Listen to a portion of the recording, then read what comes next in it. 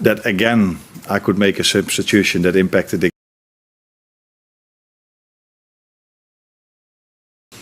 against Newcastle. So as always, we try to sign players that can help us. But there's no reason after the first 2 games to complain or to think we need more. But if we can strengthen the squad, then we will always try to do that if it's for the right money and it's the right player. And there are only 3-4 days to go now. So yeah, let's see if we do something, and if we do something, what we can do. From the players that you're working with this weekend, and obviously it is a big game, what improvement do you feel you need to see that will give you the best chance of maintaining your own 100% record and ending Arsenal's? No, the most simple answer to that is a lot, because we face a very strong team, and that was already really good last season, and I think I've improved their squad a lot during the summer. So yeah, and if you then look at all the quality they have, but especially one thing that stands out in the season till now, and what stands out in a negative way for us, is that we've conceded, if I include the Bilbao game, 4 set pieces. And of course, as we all know, that's one of their strengths, not the strength, but one of their strengths, because they can play in multiple ways. You can see how well they are managed by Miguel, and they're working for 5 years together, because they can play almost every style there is in football, and that tells you how well managed they are. But one of their strengths is also set pieces, and that is an area where we, if you look at Monday, when we faced Newcastle, we conceded 2, and against Bilbao we conceded 2. It's a part we need to improve, where we, by the way, were really good at last season, so no panicking at all. We also had to defend at Newcastle 350 set pieces, so then only conceding 2 is not even so bad. Obviously, both games against Arsenal finished in 2-2 draws, and I think against top 4 opposition, or the teams that finished in the top 4 last season, you took 11 points from a possible 18. I just wonder, even though it's such an early stage in the season, how important do you feel it is not to lose ground on a potential title rival? Nah, not so much to do with losing ground, but yeah, it has to do with losing ground, but not that we play Arsenal. So it's more in the beginning of the season you wanna. Normally teams don't play their best game unless you keep the same squad completely and you add 3, 4, 5, 6, 7 players. Then you can maybe expect that the team is growing even further. If you look at our situation, we've lost a few, we've added a few, so then it's not starting all the way new again. But I think it's normal that we play even better, not better, but even better in a few months than we do, or in a few weeks than we do now. But in the meantime, you can't lose ground. Not a lot. Although I do think that it's. I would be surprised if there will be a point record this season in the Premier League. I would be surprised if one team gets more than 100 points because of the strength of the league. So you are able to drop once in a while a few points and still be competitive. I think in the end of the season.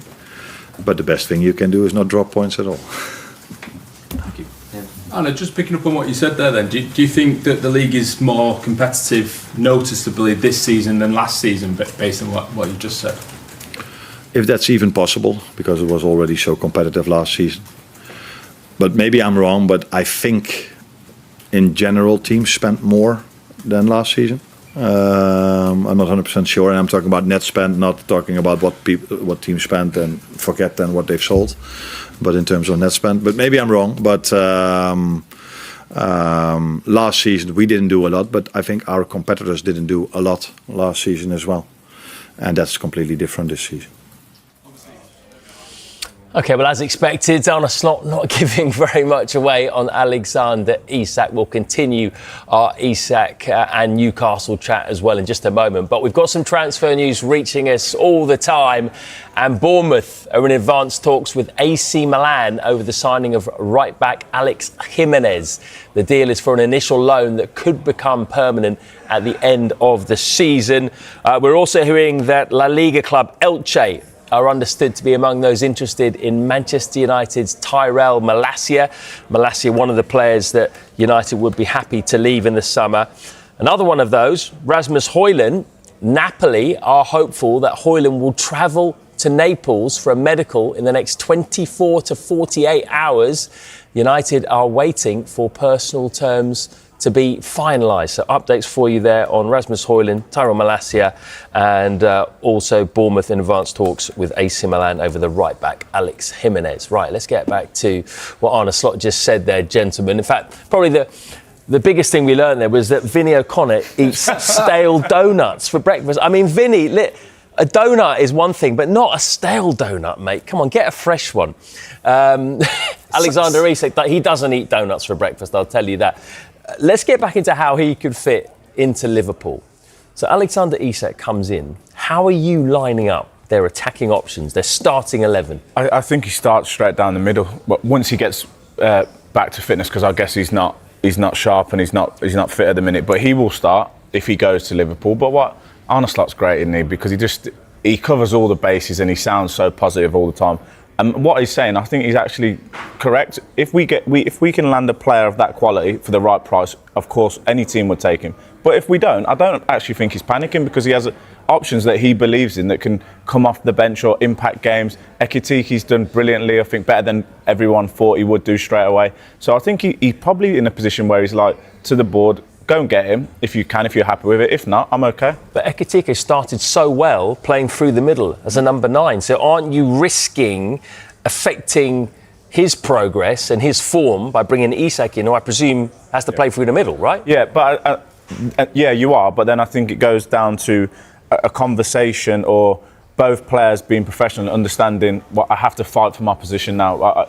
Ekitike has done brilliant, but if Isak comes in, he'll be feeling the pressure of that, him getting up to speed over the next few weeks. And also for Isak, it would be good because it means he doesn't just go straight in. He now has to battle someone as well. All right, we're going to have more on Newcastle and in particular their new signing, Nick Voltemada, in a couple of parts' time after we hear from Eddie Howe. But let's just get a little bit on him now because he obviously is a big part of this whole Isak situation and the dominoes. Nicknamed, as we said, Volta Messi, 2-metre Messi. Just give us a bit more meat on the bone. What on you, Messi? Just give us a bit. And why are they spending so much money on him? Yeah, look, they're getting a unique player, I think is fair to say. Someone who is that tall. If you read 6'5" or 6'6", he's probably pushing an inch, aren't we all at times?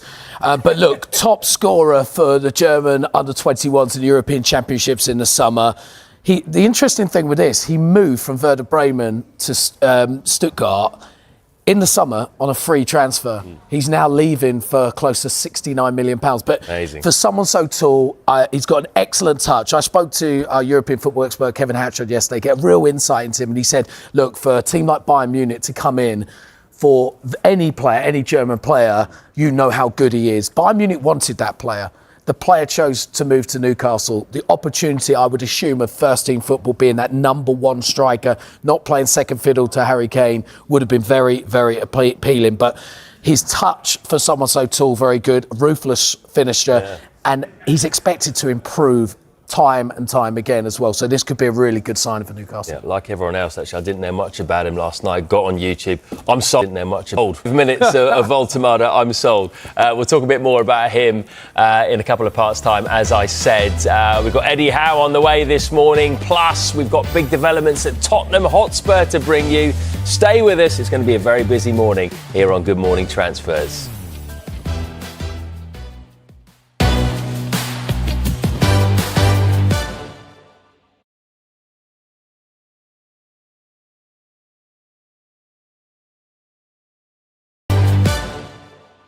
Join me, Roman Kemp, for Premier League Friday as I interview this man, Brighton boss Fabian Hürzeler, about all things looking ahead to the weekend, including his love of tattoos. We've also got an exclusive interview with Mo Salah ahead of our Super Sunday match, Liverpool versus Arsenal at Anfield. Don't miss Premier League Friday on Sky Sports News, 5 o'clock till 7.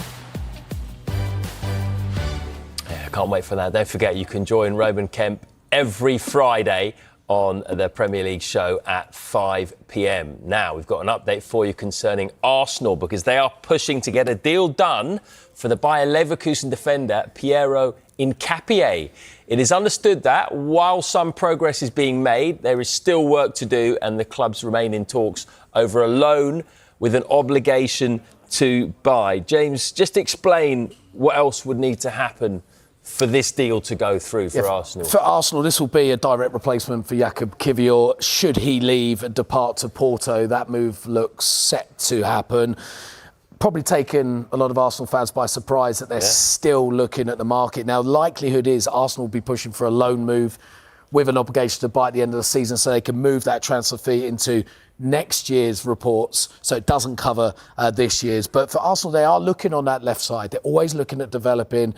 They bought in Eze. They're looking at how they can attack more on that left-hand side. Alexander Zinchenko departing as well may help push this deal a little bit further forward, but investing heavily this summer. Amazing, yeah. I mean, what does that say about Arsenal's transfer window, Ashley? That they've already had a brilliant window. They've filled loads of gaps. And still, even now, they're just looking to upgrade in a position where they're already very strong. I think it mirrors their last couple of seasons, where they've had a brilliant season but kind of not got it over the line. So they're trying to cover all bases.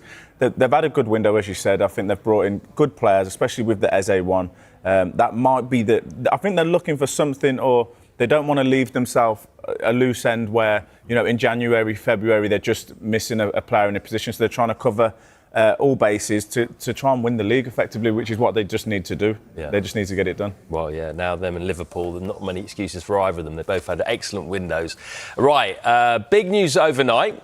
Tottenham Hotspur are close to completing the signing of Xavi Simons from RB Leipzig. The clubs have agreed a deal worth just over £51 million for the 22-year-old, and he's also agreed personal terms. Florian Plettenberg is reporting that he will sign a 7-year contract once it is all sorted out. James, I'm going to start with you on this, because it was all pointing towards him going to Chelsea. That was all the noises, wasn't it? He's going to Chelsea. How have Spurs nipped in and got him at the last minute? Is this like an Arsenal Eze situation, or slightly different? No, this is very different. Chelsea have not put in an offer for Xavi Simons. They've not had a bid rejected. They haven't taken their interest any further. Now, with Chelsea, we know we're probably going to talk about it very shortly, but Alejandro Garnacho very, very close to joining Chelsea now. That left wing spot where they, I think, saw Xavi Simons playing, they seem to have it covered now. I don't think he was their number one target, whereas Tottenham have gone in. We know Tottenham missed out Morgan Gibbs-White. We know they missed out on Abera Eze. They've done this deal very quickly. They don't want to repeat anything that happened with those other two signings. They've gone in, they've got their player. We understand he had possibly had a medical yesterday as well, so that deal looks like it's going to progress very quickly. Very good player and fits a need that Tottenham need under Thomas Frank. Well, that's a key thing, isn't it? So if you're Xavi Simons and you look at the players in his position at Chelsea and you look at what Spurs have got, is Spurs maybe a better fit for him? Possibly, yeah, maybe. But I think he seems like, I don't know him personally, but he seems like the kind of character that would back himself anyway in any squad. I think it's a great move for Tottenham. I think he's been on everyone's radar for years since he was a kid. He was labelled the next big thing, kind of dipped a little bit. But I think he's an excellent player. He was great in the Euros. And I think the good thing about him is Thomas Frank will use him in multiple positions. He can play anywhere across that front line, just behind the striker. So, very creative, and what they've got as well in there makes them a real attacking threat. And he's just 22 years old, so lots of time to improve. Thomas Frank's a manager that is known for improving players and making them and turning them into the maximum they can be.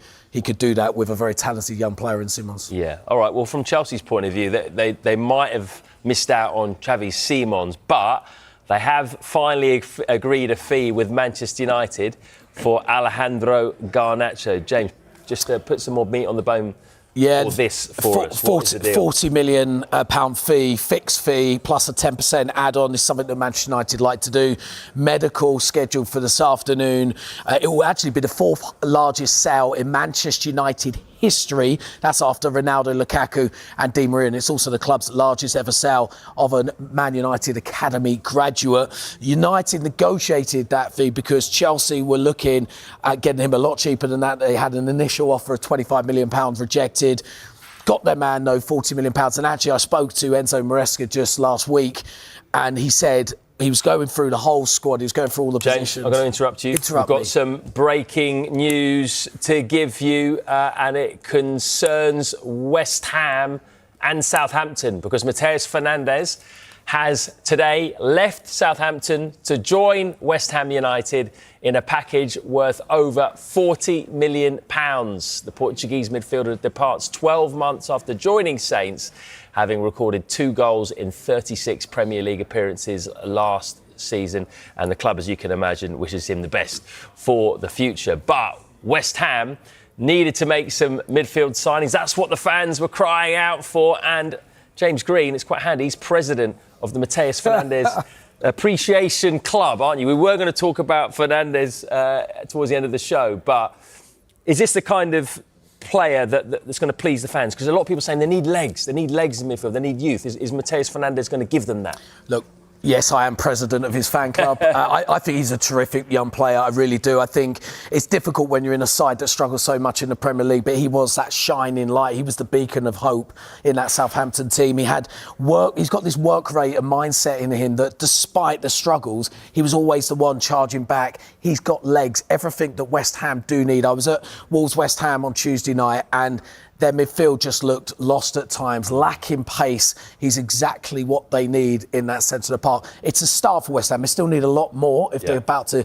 get themselves out of that hole. But Mateus Fernandes is a big part and a big step in the right direction for Graham Potter's side. Do you agree with that, Ashley? Do you look at that squad and think it needs quite a bit of surgery? It's not just going to be one or two players. This doesn't fix West Ham's problems. It helps. And I think you bang on with the midfield. That's a real big issue. But they've got issues everywhere at the back.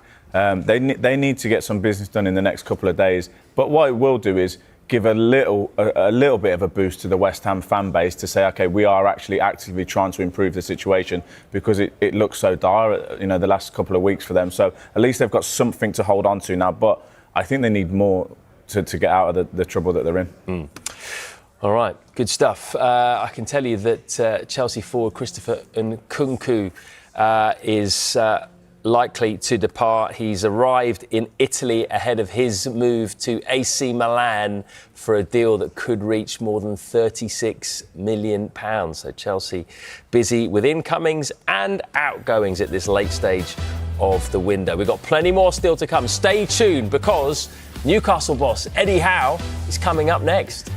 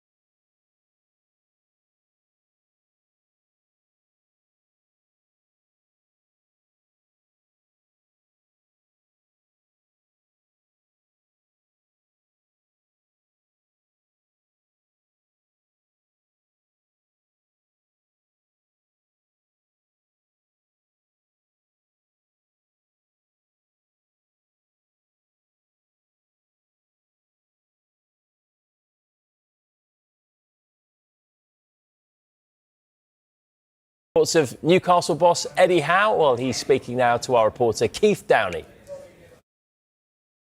It's been a busy transfer window for you for a number of reasons. Players coming in, players you've tried to get in. But how busy is the last few days, the last week been, as you sort of furiously try and bring in a striker?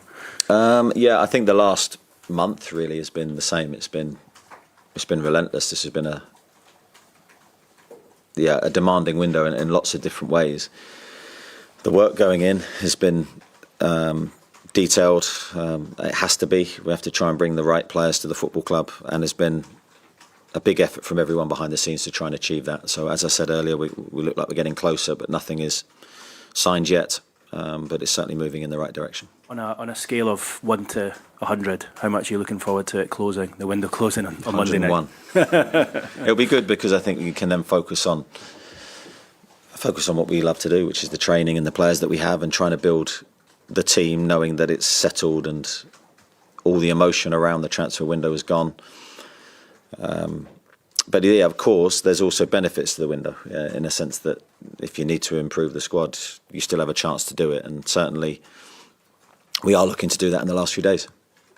So going from what you're saying there, if you get Voltemad in and confirmed, are you still active in the window? Yeah, we're still looking because I think there's still an opportunity maybe to improve the squad further. But I don't know quite what that will look like. But I think just small steps really. Let's try and get the deal that we're working on done and then see where we are. Given how active you are at the moment, I know obviously it feels like this plate's spinning, but what does that activity mean for the future of Alexander Isak? Do you expect him to still be a Newcastle player come Monday evening? Difficult for me to give you any clarity on the future, Keith. I've said before, I don't know what the future holds in that respect because I'm not dealing with it myself. I've got no update from what I spoke about the other day. I'm concentrating on trying to bring players to the club. Will Osula came off the bench and scored the other night. He's like the only recognised striker you've got at the moment, unless you manage to get someone registered in time for tomorrow. Does he deserve a chance against Leeds tomorrow? Yeah, possibly. I think he's certainly one of the options we're looking at. I thought he did really well when he came on. He took his goal superbly. He gave us renewed energy in a moment when the players were feeling the effects of playing without the extra man. Yeah, I think he's improved a lot from this time last year when we first signed him. He's gained experience and certainly the knowledge of how we play and what we ask our centre forwards to do isn't easy. It's not an easy position to play.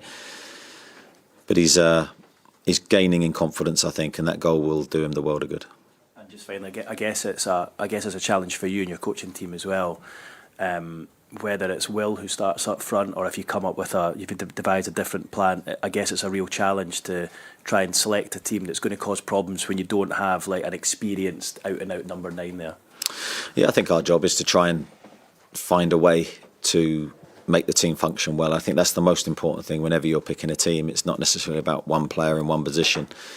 It's about the team still being able to deliver a strong performance. And I think if you look at the 2 games, albeit without an experienced Premier League striker, the team function has been really, really strong. And that's enabled us to be more than competitive in the games. For me, we've been the better team in both of our Premier League games so far, although we haven't won any.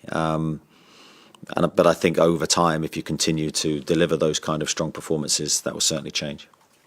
Thanks, Eddie Howe will be very relieved to not have to answer any more Alexander Isak questions in a few days' time. Although he might have to if he's still there, you never know.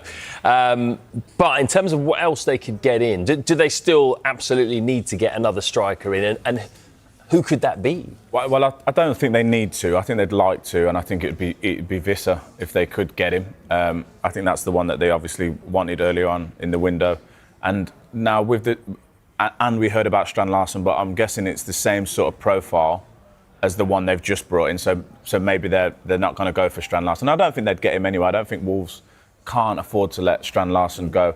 But I think Eddie Howe will be quite happy. If like he said, if another opportunity arises, they'll bring him in straight away. They'll bring a forward player in, and why would you not?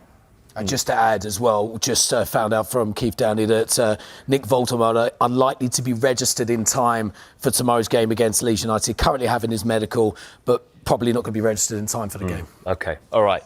Let's move on to Kobbie Mainoo then, because the Manchester United midfielder has requested a loan move to get more game time this season, but United have no intention of allowing him to go on loan. They want him to stay and fight for his place in the team.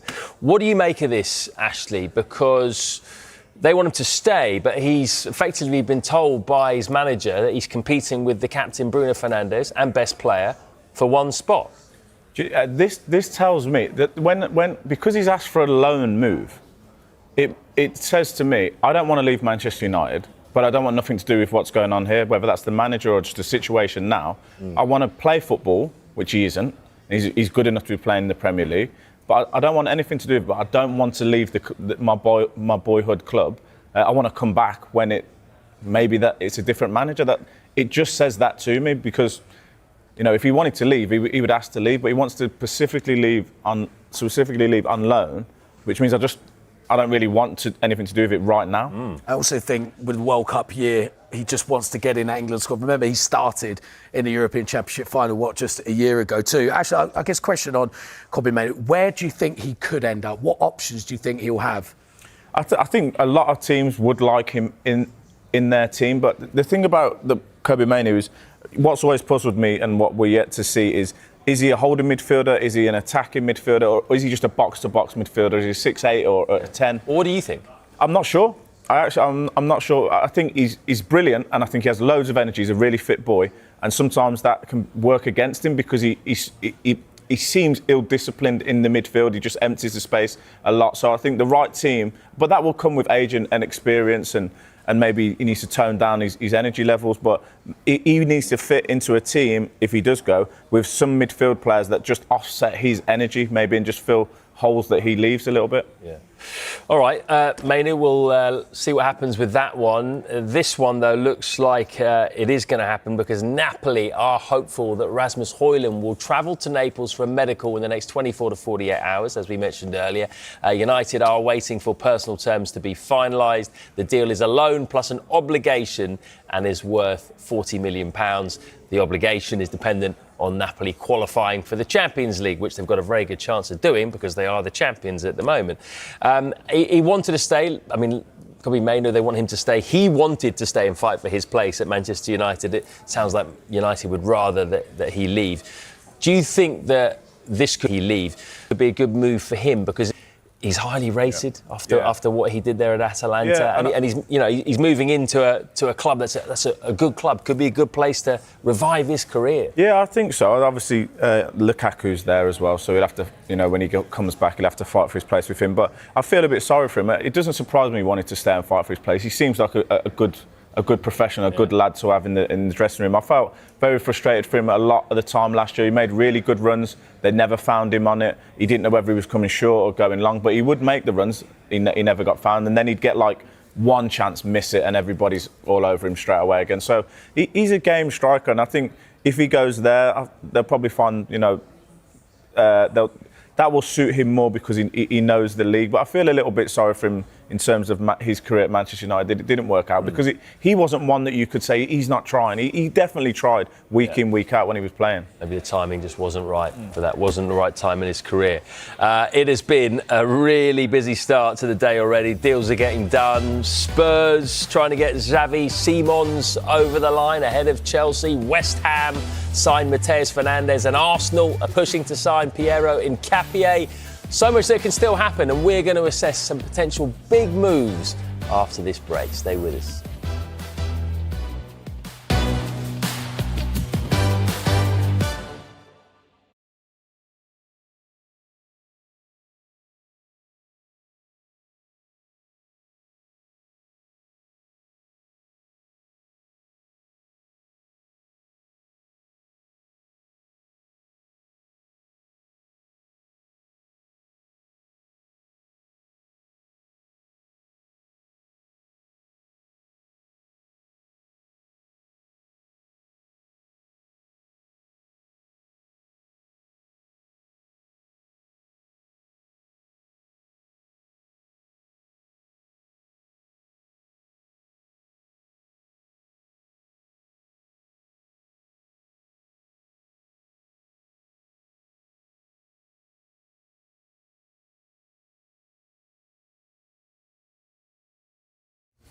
Welcome back to Good Morning Transfers. What a transfer window it's been, and we are gearing up for what looks like a sensational deadline day this year.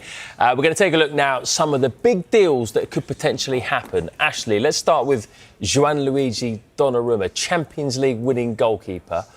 Why is I've asked this question about 5 times in the last couple of weeks. Why has no Premier League club come in with a bid for him, especially as his value has now dropped? Mm-hmm. Well, I think he was probably the best goalkeeper last season in Europe. I'm guessing, well, you tell me, but I guess it's a money situation. There's not a lot of teams that could afford him.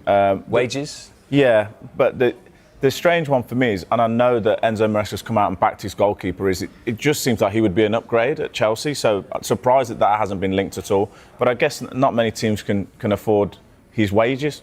Yeah, high wages, moved from AC Milan to PSG on a free transfer. We know when players move on a free transfer, they're able to demand and command bigger wages. That's a problem. Still got a year left in his contract, so PSG want a fee, and they're talking about 30 to 40 million euros. It's still a substantial fee for a goalkeeper with 1 year left of his contract. But as Ashley said, it's one of the best and also, goalkeepers in the world. is he worth the money? I think he's worth the money because of his Champions League experience. If you're going to go, if you're one of those top teams, you want to win the Champions League, and your goalkeeper is such an important position, you might just want that.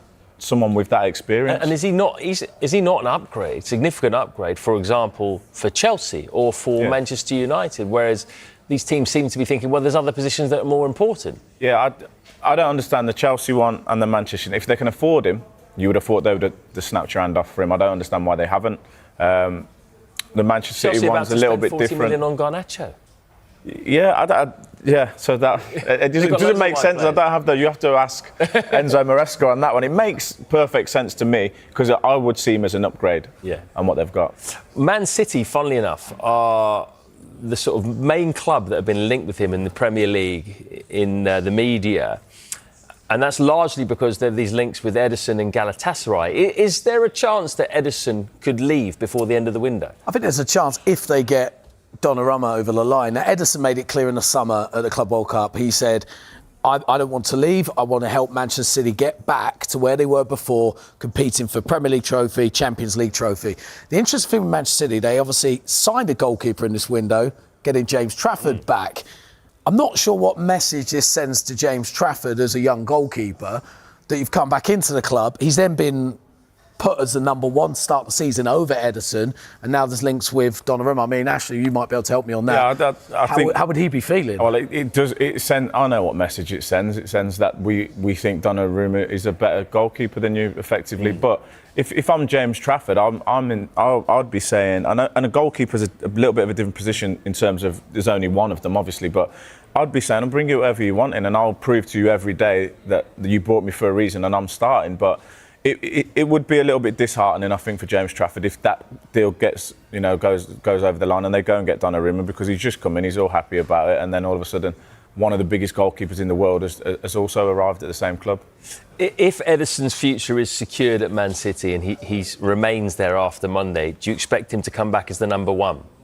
I do, personally, and for me he would be. I think I still think Ederson is world class. I really like him as a goalkeeper. He can play with his feet, as what everyone talks about now. He's a good shot stopper. He reads the game well. I think he would be number one for me. If he doesn't move and he's happy and everybody's happy, he'd start for me at Manchester City. All right, let's move on to Mark Gay, another big player who could potentially move on deadline day or before.